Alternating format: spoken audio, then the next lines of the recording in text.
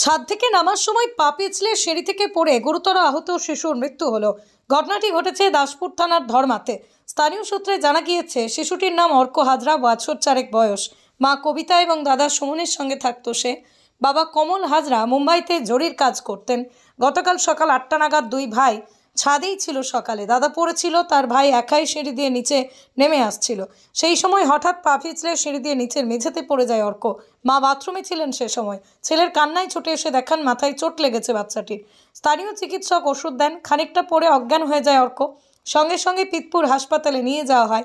সেখান থেকেই তমলুক হাসপাতালে নিয়ে যাওয়া হয়। অবস্থার অবনতি হলে নিয়ে যাওয়া হয় পিজি হাসপাতালে। আজ সকালে সেখানেই মারা যায় বাচ্চাটি।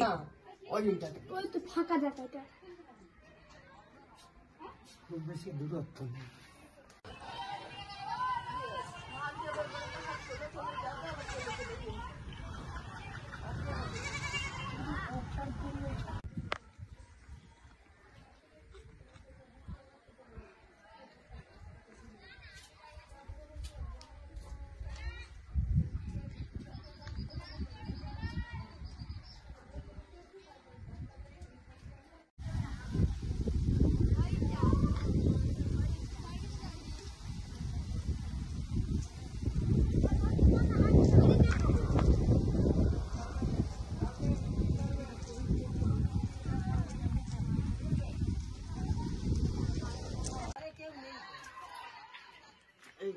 ওই উপর ছিল, ওই সিটাও দেখো কত বেশি দূর না, দেখছো? ওই তো সামনে হাত বাড়ালে সিঁড়ি ধরা যাবে, কি বলো? এরকম হাত বাড়ালে। আপনাদের এলাকায় একটা ছেলে কি বাড়ির ছাদ থেকে না সিঁড়ি থেকে পড়ে মারা গিয়েছে, কি সিঁড়ি বলবেন? থেকে ছেলেটি ছাতে ছিল, তার ভাই ছিল, দাদা ছিল, ভাই ছিল, মাও ছিল। মা বাথরুমে চলে গেছে, দাদাটা ছাতে বসেছিল। ছেলেটি নামতে গিয়ে ছাদতে সিঁড়ি থেকে নিচে পড়ে গেছে। দুয়ার মেজা ছিল, মেজে পড়ে গেছিল। তারপরে যেতে সঙ্গে সঙ্গে জল টল দিয়ে মা ডাক্তারখানা নিয়ে গেছিল। ডাক্তার বলছে যে ওষুধ নিয়ে চলে যাও, 3 দিন পরে এক্সরে করবে।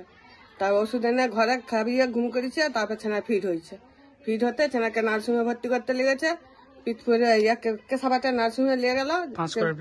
হ্যাঁ, সে বললো যে হিনা হবে নি, তুমি পিতপুর নিয়ে যাও।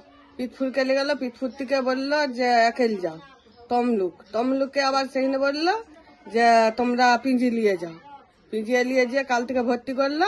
আজকে ছেনা বললো যে ডেড হয়েছে। ছেলেটার নাম কি? হ্যাঁ, ছেনাটার নাম অর্ক হাজরা, দাদার নাম সুবন হাজরা। বাবা কি করে?